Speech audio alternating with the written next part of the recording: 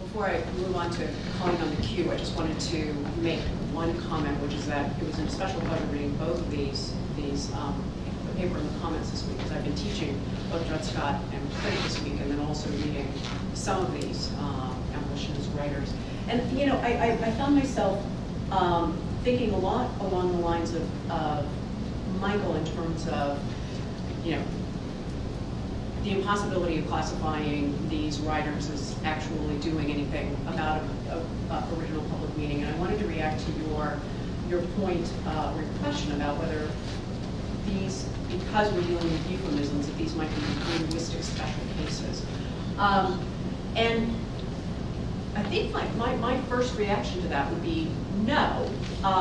They're not necessarily linguistic special cases, because I think that if you look at the dissents in both Prigg and in Dred Scott, which I think are both very, very careful, very carefully reasoned arguments, that the reason for the euphemism is to try to keep the federal government out of the issue of slavery, so that they avoid the word, so that slavery remains a creature of state law, hopefully, and perhaps that's the utopian vision. And that the grand irony of both Prigg and Dred is that both of those cases end up federalizing the issue of slavery, when the choice to keep slavery, the choice of euphemism, was perhaps to enshrine the idea of this being left up to the states. So I would like to get a reaction to that. I'm happy to. I was thinking, I sat down because I thought, given the limited nature of my claims here, that getting into a colloquy with me was not the best use of our time, and we could just have a Liberty Fund kind of roundtable discussion of the whole thing. With the money. Huh? With the money. With the money. So, but I'm happy to talk about this. I mean, there's lots of possibilities for why they chose to use euphemisms. I tend to believe that at the very moment of the drafting of the Constitution, there was an intellectual consensus amongst the founders that slavery was wrong. That not shared possibly by the people from the Carolinas, but generally speaking by the rest of the intelligentsia of the day, that was only undercut within a very short period of time by the invention of the cotton gin and the sudden discovery of the profitability of plantation slavery. And then you had, for the first time, a very rabid pro-slavery ideology develop after the founding. But I mean, that's claims others have made. I think it's plausible. It's claims that Jared Smith made in his speech to Congress when she said, look, 10 years later, you've never gotten this Constitution. You wouldn't get, Jared Smith argues this is a Constitution that does not sanction slavery. He said, one problem we make is we impute the attitudes of our slaveholders to the attitudes of slaveholders then. They did not share these attitudes, and we would probably not have been able to get this Constitution 10 years later. That's his claim from the 1840s. I think that's probably right. So if that were right, then they don't want to put into their document something that's going to die out one way or the other in a reasonable length of time, even though they don't know how to make it die out. They just assume that it will. But we're left with the linguistic consequences of the fact that they chose innocent language to refer to a pernicious practice. And are we, past these abolitionists, bound by this assumption they had about what this was a reference to, when they've actually taken innocent words and used it to describe something else? Now, I would say one other thing about that is they used the word person to describe slaves, and then 2 years later they put the word person in the Due Process Clause. And now we're going to have to be asked by somebody to say that the word person doesn't mean the same in one document as opposed to the other document. It means slaves over here, but those very same people are not protected over there. I think that's asking a lot of an interpreter, of a public meaning interpreter, to say the word person has this chameleon-like quality in context. So, and that is an argument that I don't think has been taught that much in constitutional law, and yet when I saw it amongst several of these guys, it just jumped off the page at me. Well, of course, person's person. Why doesn't the Due Process Clause apply? It's the later adopted provision. All right, Brian. Yeah, I'll start off with just a brief humorous comment, kind of at my own expense, on this issue of whether Joel Tiffany and others have been snuffed out. I'm certainly someone who's been heavily influenced by Mike Curtis's work, and a lot of what I've written has been sort of plowing into more of the details on some of the 14th Amendment issues. And I guess I haven't read Mike's work that carefully because, weirdly enough, the name Joel Tiffany had not really entered my brain. Oddly enough, it was when I read Justice Scalia's majority opinion in the gun case a year ago. He cites Joel Tiffany for an interpretive point about preambles. And I thought, oh my gosh, if I miss an important scholar, who the hell is Joel Tiffany? And so, luckily, it turned out I don't think Tiffany had written anything about the Incorporation Bill of Rights issue. This discussion of Corfield, since we're... Oh no, Brian, he had. That bears on it. Oh really? Oh, maybe I missed it even worse. Scalia is citing him for the right to bear arms.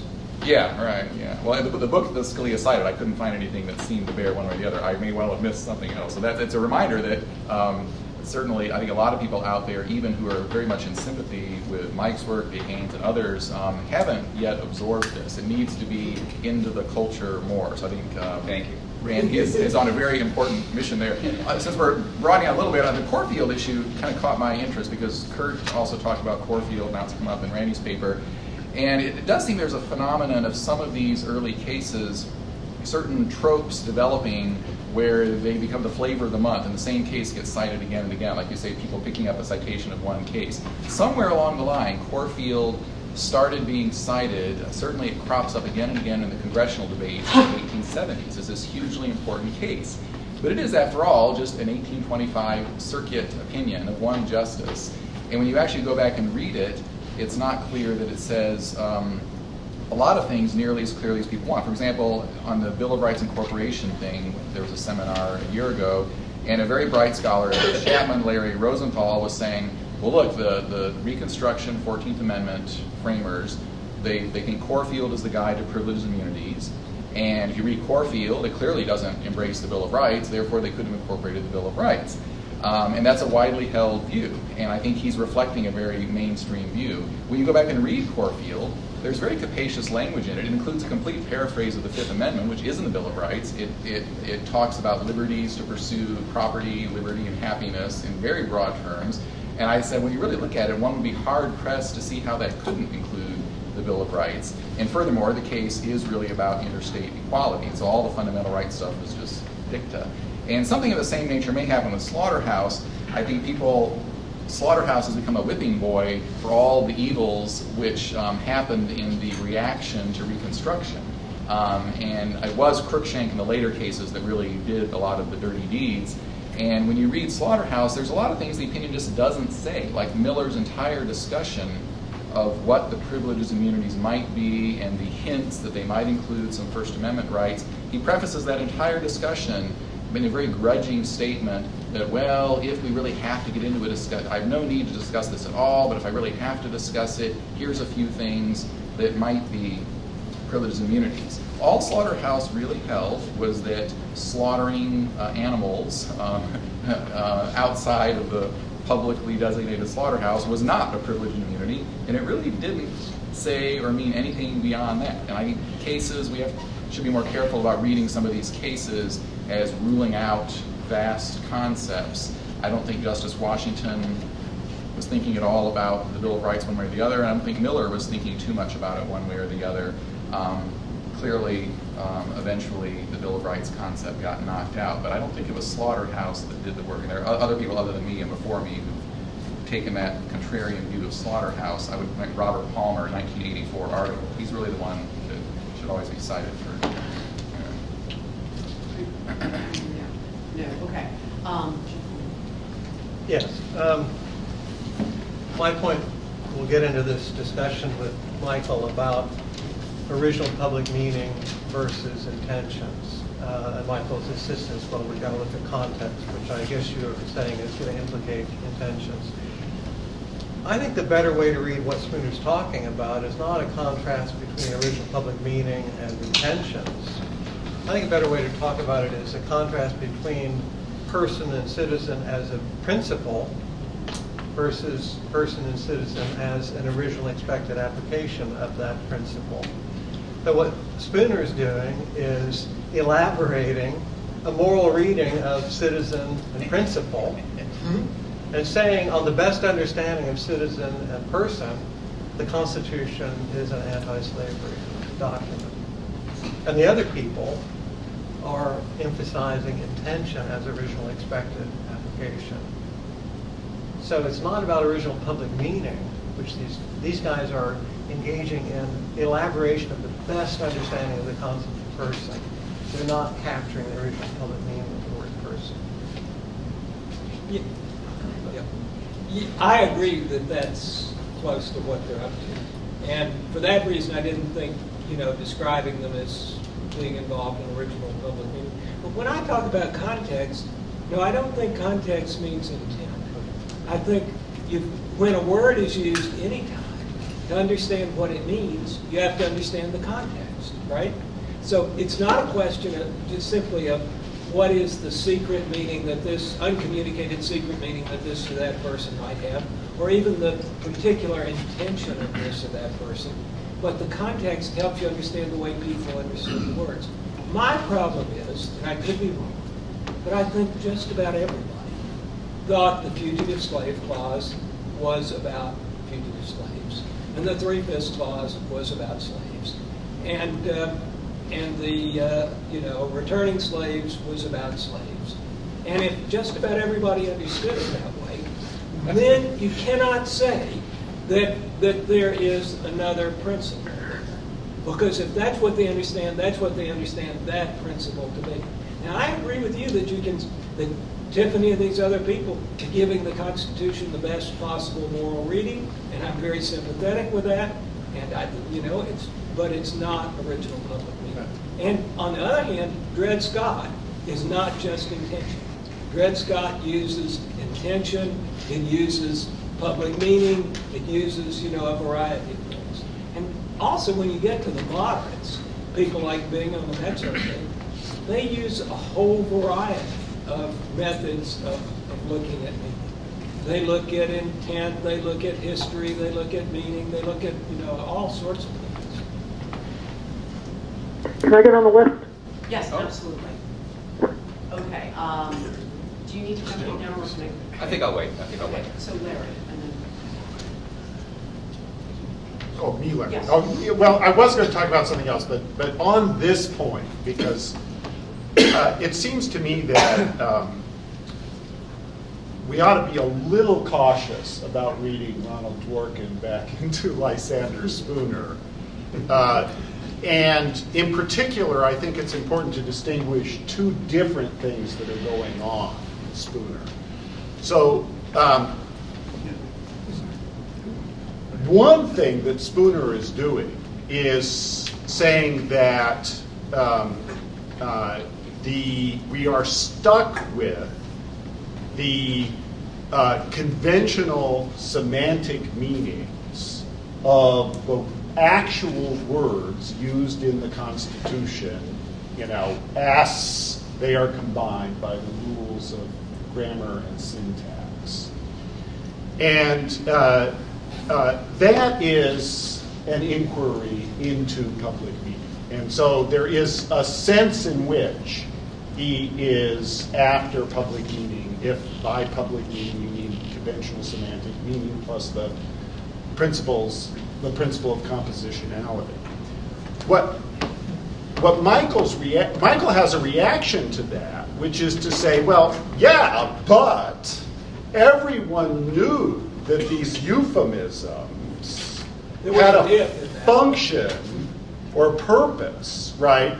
That you could have asked lots and lots of people, and they would have said, well, but what they're trying to accomplish here, right? The goal, the aim, the expectation about how this language is going to be applied, right, is X. That is different from the linguistic meaning, right, of these euphemistic phrases is identical to slavery, right? And the question is, now, it could be, right? It could be that in fact was the meaning. And this is, I think, Randy's point about context. It could be that given the publicly available context in which the Constitution was uttered, the meaning of those phrases, right, would not have been understood by a competent speaker of English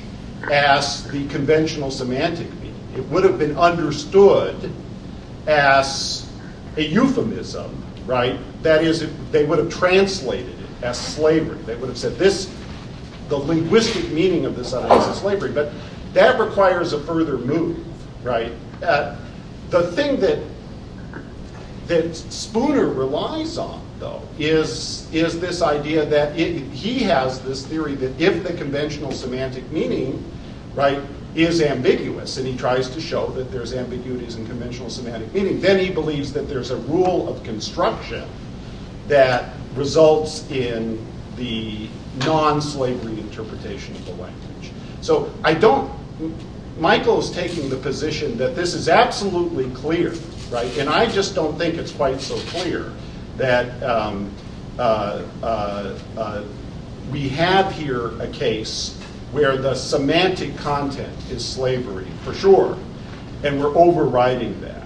It's possible that there's another thing going on here, which is that they deliberately chose euphemistic language that created an ambiguity in full knowledge that the construction given to that language would be the pro-slavery construction, but preserving a anti-slavery construction, right, as the future possible legal meaning of the Constitution. And I have no position on which of these two things they did, but I think it's far from clear that it's the first thing, that they absolutely meant slavery. And part of the evidence for that is this point, that if they had said slavery, if they'd made it unambiguous, which is Michael's theory, is that it is unambiguous, if they'd used the word,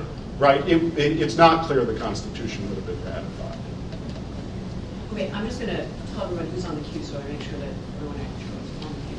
So I have Garrett Epps next, then Jack Rayco, then John Harrison, and then Michael Rappaport.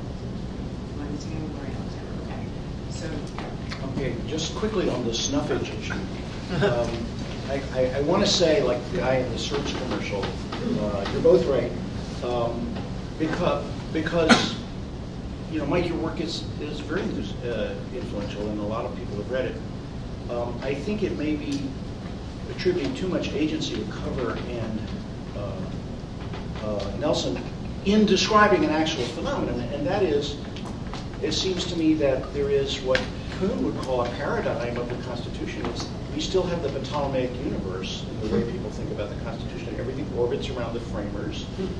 And what happens is that when Randy Barnett comes along with, fantastic new new set of sources, some people say, oh my gosh, yes, that another thing about the multifocal universe. But the dominant response is to say, very good work, Professor Barnett. We'll add some epicycles up here, right, to take into account and maintain the view that the 14th Amendment is essentially a little footnote. I was struck by a conversation I had with a professional historian when I was working on my book, because I got very interested in the notion of the slave power, and how, to me, that was the idea underlying the 14th Amendment. And I began asking him stuff, and this very good American historian said, why are you asking me this stuff? Everybody knows this. It was as if I were asking a physicist, what is a proton? But I said, no, they don't. In our world, the protons, we don't believe in protons. We don't believe atoms are indivisible. And I don't know how we get from here to there. I mean, it seems to me that the snuffage was much larger than you think, and that Cover and Nelson are probably, relatively innocent dupes of the grand snuffage conspiracy. So that's the only point I want. Well, I guess my point is a follow-up to this, because Randy, I want to ask you a little bit more about the animus against Bill Nelson that seems to kind of pop up at the beginning and the end, but it isn't quite clear what it relates to the great body of the paper. So, I'm a big fan of Bill Nelson's book, which I've taught periodically. It was even looking at this morning since I had to give a lecture. Somebody happens to this before I flew down here. Nelson to me has a pretty compelling story, I think, about the nuances of getting a Constitutional Amendment adopted and limitations as to what degree of consensus you finally do need to reach in an amendment, which is a big part of the story. Has 5 separate sections. It's not clear that Section 1 was the most important politically in 1866 when the thing goes out. It states some general principles. He's hopeful about being enforced. So anyhow, to me, that's a compelling story as a story. I mean, it's not quite the narrative I would have written, but it's a good account. What I don't understand from your piece is what would be any different about my reading of Nelson's if I take everything you said about my reading of Bill's book. What would be different about it if I took everything you said perfectly seriously? That's to say, there's this whole other account in terms of which kinds of originalism does one want to practice, and how would it affect our understanding in the end of what happened when the amendments drafted. So you say these guys have been somewhat neglected. Well, maybe that's true in some circles, and as Garrett was saying, less true in others. I actually read something by Sanders Spooner 40 years ago for a different project, for a long time ago, for a different project. Didn't make a big impact on me, but I do remember the name. But so let's say there was this kind of really interesting strain, and it does coalesce around certain issues. And maybe Bill didn't give it as much attention as he might have, or maybe some would stare, there could have been a little bit more, or whatever. That I don't remember. The point is, in terms of his general model of how you account for the enactment of the amendment and its reception, and the limitations of the coherence on the drafting side, and the necessity of some interpretation, construction, or something else on the interpretation side a few years down the road. The story still sounds to me to be a pretty good, as a working historian, to be a pretty good story. So I'd like to, I mean, since you just use this as a framing device, beginning and end, but is there more here, or is this just a bracketing thing? Let me take a few minutes to talk about this part. Let me just say, by way of bracketing that or framing that, is that I think Bob Cover's book is fantastic. I love Bob Cover's book, but I fault him for his treatment of the abolitionist constitutionalists. So I frame the paper as equally anti-cover. I have no animosity towards him or the book, his book, and I feel the same way about Nelson. I had no opinion about Nelson's book at all until I read it. And the problem I had with it is the problem I relate in this paper. It's not as to his work as a historian or his explanation of what happened, although he's missed a few details that I think might be important, but not like tellingly like important. I think he tells a good story. My objection to him is to his jurisprudential assumptions that are not historical assumptions, which is, for example, the nature of law. So he makes strong claims repeatedly, and I would say these are not historical claims about it isn't law unless it determines an outcome. And since the 14th Amendment, he said, is so vague and unknown, and all this higher law constitutionalism is so vague and unknown, is that it was rhetoric, a word he uses dozens and dozens of times, only meant to persuade audiences. It was not law, and it only became law when the Supreme Court started deciding cases. Now, I take none of this as a historical claim at all. But Nelson's got a reputation as a historian, well-deserved. The book is taken as a work of history, which it is, but mixed in with all this history is strong jurisprudential claims, which I find lacking, and I think they're time-bound. They're time-bound in the 1980s when he wrote. And I think that given the enormous reputation that this book has, with you and my colleagues at Georgetown and others, I don't know that people realize the degree to which their takeaway from the book might not actually relate to the history that's in the book. It would relate to these jurisprudential assumptions. And among those are that the people who wrote the 14th Amendment were a bunch of blowhards, speaking rhetoric, good-hearted, well-meaning, intended blowhards. I'm not sure about the blowhard part, but let that go. Well, I mean, they were rhetoricians, which is, a word. He doesn't use blowhard, but he uses rhetoric all the time. They were engaged in rhetoric, and it was just a matter of rhetoric and persuading the public, and that's what they were trying to do. And in that regard, they shared these same qualities with the abolitionists, which is what he says. Right.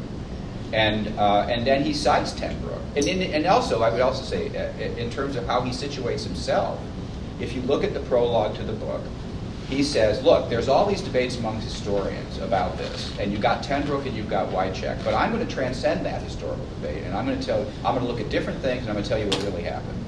So he purported to transcend Tenbrook and Wycheck, and I just don't think he actually did. I think to the extent he relies tremendously on Tenbrook. He never shows anything wrong with Tenbrook. Most of his citations to the abolitionists are via Tenbrook. It's unclear to me how much original work he did on that besides reading Tenbrook and Tenbrook sources. I'm not saying he didn't. I'm just saying a lot of it is via Tenbrook. So he did not actually accomplish what he purported to do in his prologue or his preface. And I suppose, and everybody's entitled to bracket their work, and that's how he bracketed his, and I guess I'm just kind of reacting to his bracketing of his own work. But I really deliberately, in the paper, say, and I meant that I do not cast aspersions on him as a historian, only as a jurisprudent. Michael, my question. Yeah, I do cast aspersions, and I have real problems as a historian. First, what's left out of the book? One thing that's left out of the book is the whole history of the suppression of civil liberties in the South, and free speech in the South, in the interest of protecting slavery. And it's referred to in the 39th Congress, and it's referred to in the debates on the abolition of slavery. And as a historian, if you leave out a huge part of the context, you've made a big mistake. Second, he has context problems that are worse than that. His thesis is, he has two theses. One is you can't tell, and the other thesis, this was just an equality amendment, and just equality under state law. And so he says, and this is what Bingham and Howard believed. But when you read Howard, he says, look, we've got these Bill of Rights.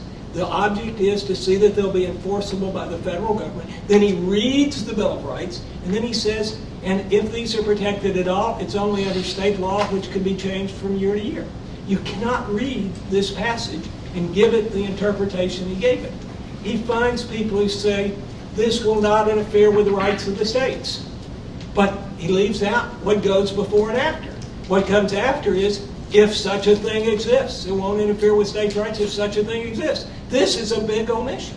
There are times and times and times again, when pushing this thesis, he leaves out part of the context. This is, to me, very serious. And the people who say, well, Nelson has the better of the argument, I want them to go with me, passage by passage, and issue by issue, and say, is this going on or not? Just read it. So I do have big objections to him as a historian, because a historian should give us a bigger context. He gives us a narrower context. Okay, John Harrison. Yeah, as somebody who thinks it's really important to keep track of fine gradations in language, I do want to raise a question about just how far into circumlocution or euphemism the Constitution goes in the context that are relevant here. Because the apportionment clause refers to free persons and other persons. So it says there are unfree persons. And fugitive slave clause refers to persons held to service or labor. A category, both the category of unfree persons or persons other than free, and persons held to service or labor includes slaves. So they didn't use the word slave, but they used phrases, the standard linguistic meaning then and now, of which includes slaves in a country that had slaves. I mean, I think that's an acceptable part of the historical context. That's not some secret idiosyncratic personal meaning. So they didn't use the word, but they didn't get far away from it. Go ahead. Good point, John. I mean, this paper isn't about any of that. What you're picking up is a reaction to the paper by Michael as to whether they're really doing public meaning or not. To write a paper about that, I was basically focusing on their uses of the concepts that went into Section 1. They had other arguments, and Spooner said actually very little about that, which is why about those concepts. He doesn't talk about due process at all, for example. His big contribution is citizenship. Doesn't talk about privileges or immunities either. So, but what Spooner does spend 280 pages talking about are these very phrases that you've just mentioned, and explaining why they had innocent meanings at the time they were used, and that in fact, and what free persons meant historically and what it did not mean by examining copious amounts of contemporary writings at the time of the founding as to what free persons referred to. And it wasn't the antithesis of slaves. He just claimed, I'm not saying he's right, but it wasn't the antithesis of slaves unless specifically contrasted with slaves, that in fact free persons oftentimes simply meant full citizens of the state, as opposed to aliens and other people who would be residents within the state but not considered to be entirely free persons. And that, I mean, it took him 250 pages of historical work, in which it's all located at the time of the founding, not later, to make that argument. And as for the persons held to service or labor, he said there was an obvious category of people to whom that applied, which were indentured servants who numbered far in excess of African slaves at the time the Constitution was written. There were many more, or at least it was a lot. I mean, actually, I shouldn't say that there were many more. There was a large category of people who came to this country, and I think it's true that more people came to this country in the early years as indentured servants than came in as free people. Okay, so all I'm saying, John, is that you're right. That it's not the word person. If we were doing originalist analysis, it should not be done simply by taking the word person out of the context of contrasting it with free persons. That's part of the context in the text, or with persons held to service or labor. But I just want to say the paper wasn't about that, and Spooner himself did not do that. In his analysis of those phrases, he took the whole phrase, and then he did whatever work he did on that. Yeah, well, this is a sort of different, this comic goes off in a different direction, and maybe it's not about the paper, and maybe it's not about Bill Nelson, but maybe not being about Bill Nelson may be an advantage. I mean, this first point about I guess I should preface these remarks. I mean, I've, at Randy's inspiration, at a conference, I've read Spooner significantly, and I think he's a quite, inventive and very, very brilliant, but obviously in the end he's doing something which is very hard to do, which is to prove that slavery is not really in the Constitution. And I remember when we went through this, I mean, sort of one point on this is if you actually look at the apportionment clause, and you actually look at and could they be referring to slaves? It turns out apparently the point is that if you go through the populations of the states at the time, and you add in 3/5 of the slaves, plus the number of free persons, you actually get the apportionment they have in the Constitution. So that was, I felt, the one argument that sort of pinned him down and he had no answer to. But my God, he did a great job in the degree of difficulty of the dive was very, very good. So that's first. And I guess this is sort of a bugaboo of sorts of me. There's this United States versus Fisher interpretive method that I guess, Spooner refers to it many times, and Randy says that these other abolitionists picked up on it and followed, which is this statement, which it says, it's on page 26 of your paper, where rights are infringed, where fundamental principles are overthrown, where the general system of the laws is departed from, the legislative intention must be expressed with irresistible clearness to induce a court of justice to propose a design to effect such objects. And so this is just a sort of response to what I think is a misreading by Spooner of that language, and it connects up in a kind of interesting way, I think, to some of the points we made here. So how does Spooner read that? He reads that, well, if the law is going to do something that's unjust, we're really not going to interpret it that way unless you absolutely have to. But I've always read that, and I think the better reading is to say where we depart from what's been regarded as fundamental, what's part of our fixed orbit, we want a clear statement to that effect. Now, some of that may be fundamental rights. He says where rights are infringed. but he's also talking about the general system of the laws, right? So if we're trying to figure out the original meaning of something, and someone makes a statement which by itself in isolation seems to mean one thing, but we know it's in the context of a general system of laws, we might not interpret it that way. The original meaning in isolation means one thing, the original meaning in the context of the background doesn't mean that, or may not mean that. And in fact, it strikes me as being quite possibly applicable to exactly this situation of people being held to service, right? So we have the Constitution. Most people think we got this system of slavery at work. And then do they, when they enact the Fifth Amendment Due Process Clause, suddenly free all the slaves, right? And I think, ironically, this is what Marshall has in mind, is that we wouldn't think that they, in that general language where they refer to persons, interpret that as upsetting the whole system of laws, unless the intention must be expressed with irresistible clearness. So this may not be of interest to anybody or not. I'm not sure exactly the connection with the paper. I'm quoting from the paper anyway. But I wanted to say that.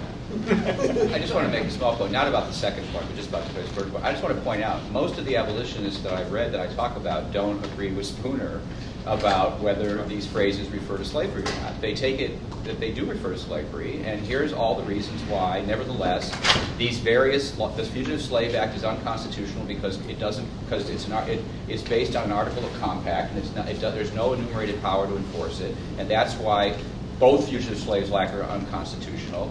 Not the Fugitive Slave Clause, but the Act is, and why the Due Process Clause in the District of Columbia mandates abolition, and why the territories are the way they are. There's very little argument about that part of Spooner's work in which he says that the Constitution has an innocent meaning.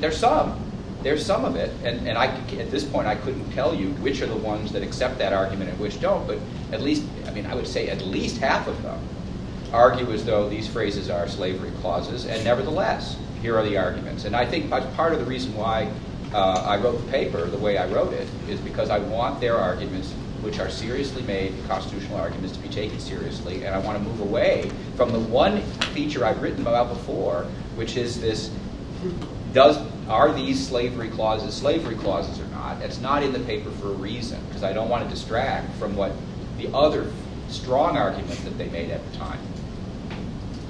Larry Alexander. Yeah, well, I'm never quite sure whether this is the right time to put these ideas on the table, because these are methodological points. But I think they're applicable to this. There's been a lot of discussion of public meaning and what to do about euphemistic meanings and the like. And so, since I will play the role of skunk at the picnic here and state my benighted views on all of these things and just get them on the table because they disagree with a lot of what's been said here. So when we talk about intended meaning, the originally intended meaning, that's different. That's the thing to which the author or authors intend to refer. It's not what the application of that may be. The application might be surprising, might be disappointing.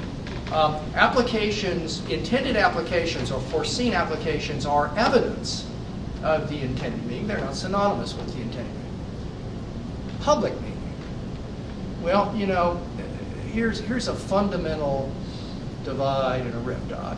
I think the most sense I can make about public meaning or the original public meaning is that it's what most people in the public would have assumed the author of the communication meant to communicate, intended to communicate.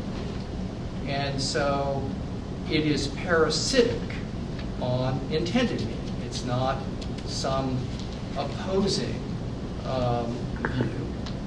No sets of marks or sounds has public meaning if people don't view them as an intent by somebody to communicate a meaning to someone else. I frequently ask my students at the beginning of constitutional law, I show them the Constitution in the back of the book, and I say, is that in English? And they kind of scratch their head like the question comes out of left field. But the point is, it's a bunch of marks. It's a bunch of spaces, and we have to assume a human being intending in some code to communicate something with them. And so that's a general methodological point. As for sort of Dworkinian, making it the best it can be and so forth, or the principles behind it, well, it's possible that people write clauses intending to refer to a broad principle. Dworkin makes that case about various parts of the Bill of Rights and so on, the 14th Amendment. It is possible to do that. There better be a principle in some ontological realm to which you are referring. Otherwise, there's nothing there to which you're referring. Final point, euphemisms. We use euphemisms all the time. We understand each other. We understand why we use euphemisms. But Larry made a point about whether this was meant to fool. The question was, would the Constitution have been enacted if everybody could sort of, saw through a euphemism? Well, here we raise a question of authority. If the ratifiers didn't see, this as euphemism, if they took the literal as opposed to the euphemistic, the use of the term, then of course, if they have the authority, if they're the ones who have the authority to make the Constitution, make fundamental law, then it means what they intended it to mean. And if they got fooled, so much the worse for the people who fooled them, right? It's just, that's the joke's on them. So those are just some points on methodology I just wanted to put on the table. They are, I'm sure that there's something in there for everyone to disagree with, All right, well, Jeff, you're next, and I think that's going to bring us Okay. to I actually, Larry, you may not believe this, but I actually agree with you on virtually everything you said. It's all true. Especially the point about intention. The only thing I want to talk about tomorrow when I do my paper is I want to work with you to think about this idea of statements of principle pointing at nothing in the air, which I think is a really interesting and difficult point. But I wanted you to think about Randy's paper in a slightly different way than what we were talking about before, and think of it in political science terms. One way of understanding how the language is placed in the Constitution is as a deliberately ambiguous language, to which, however, there is a rather durable construction. That is, a construction that it's expected that most people will think is the natural way to read the words. Therefore, what gets presented in the First Republic, basically in the antebellum Republic, is a relatively durable construction of an deliberately ambiguous text. What Randy's doing in this paper is he's basically showing you with unfamiliar examples the way in which durable constructions get dislodged over time by social movements and political movements that seek to replace durable constructions with equally durable constructions for a different, changed political regime. Now, in this case, the result of the political and social activity was not, in fact, a shift in construction, but rather amendment. But if you look through American history, you'll see that the abolitionists basically give you the DNA for how you go about doing it. So think about the populist and progressive attempts to break down the constructions, the accepted constructions of lawyers about the meanings of due process and equal protection, which ultimately then actually does lead not to an amendment, but to a new set of durable constructions, so durable that they're still with us today, and so durable that Randy is among the people now who's trying to dislodge them, you see, and replace them with a different set of new durable constructions. Or think about the women's movement that starts out on two tracks. It's trying to dislodge a durable construction about the meaning of equal protection. and due process, and it almost, and simultaneously on the other track of trying to amend the Constitution, well, that track goes off the rails, but they succeed in basically changing the constructions of equal protection and due process, in equal protection in the 76 equality cases, and due process in Roe versus Wade. And that, of course, is an interesting story, too. So one thing you might do from a political science perspective is ask, what does Joel Tiffany and other folks have in common with, for example, late 60s, early 70s feminists? Or Roscoe Pound, writing at the very beginning of the 20th century. And it would be very interesting to see how they make arguments that at the time appear to be off the wall to a considerable amount of well-trained lawyers, and how over time they're able to basically change the views not only of public opinion, but also well-trained lawyers, so that what seemed off the wall at one point now seems entirely obvious. If I can tag on to that, one thing that I found very confusing was at the very beginning of your talk, you said you distanced yourself from the idea that these abolitionists had anything to say about the original public meaning of the 14th Amendment. And did I take that as right? Anything. Well, I mean, less than I hoped. Not having money, right? When I set out to do this. Less than you hoped. But I think if you take Jack's point, it seems that they probably have an enormous amount to say. That all of this is part of that movement that gives birth to it, and though they're separated by time and they're talking about different texts, they're demanding a rewriting and a rereading of the Constitution. I would like that to be true. I'm just not sure the evidence supports that strong a claim. I think that this evidence combined with, I'm going to take that first, but I wanted to talk about Jack. This evidence combined with other evidence could yield that conclusion, but I don't think this evidence by itself could yield that conclusion. There's a lot more that has to connect this with everything else that takes place, including the 39th Congress, but also including the stuff that Kurt is talking about. So it's just a bigger picture, and this can't do as much work as I thought it could do when I started. Maybe I was basically saying what I hoped it was going to do, compared to what I hoped it's going to. Maybe we're just recalibrating down to what's realistic, actually. All right, but getting to Jack's point, I don't want to disagree with Jack's point about what did you call it? Constructions in the beginning? Durable constructions. That's a good point. That could very well be working in many areas of the law. The only thing I want to take issue with is I'm sort of sorry I even got into this in response to Michael, this notion of Spooner's argument about whether these clauses are really pro-slavery or not. Because that's not what the paper's about. It doesn't talk about it in the paper. I chased Michael into that territory. I wish I hadn't done that. He's a sneaky guy. Because, huh? He's a sneaky guy. Yeah, because it's not what the paper's about. And what I want to suggest about this, what I do want to suggest in this paper is that they're not presenting a whole new way of looking. They could be. I now believe that, or I now suspect they were not presenting a whole new way of looking at things, and that will only be ratified by a constitutional amendment that could have been ratified in some other political way. I actually think they were making very serious, plausible, at the time, constitutional arguments. Prigg was not inevitably to be decided the way it was. It got decided the way it was, and that led to other things. But they made these arguments before Prigg was decided. Prigg could have gone the other way. Cover's argument is that Prigg could have gone the other way also, but there were other reasons why it didn't, but that's another matter.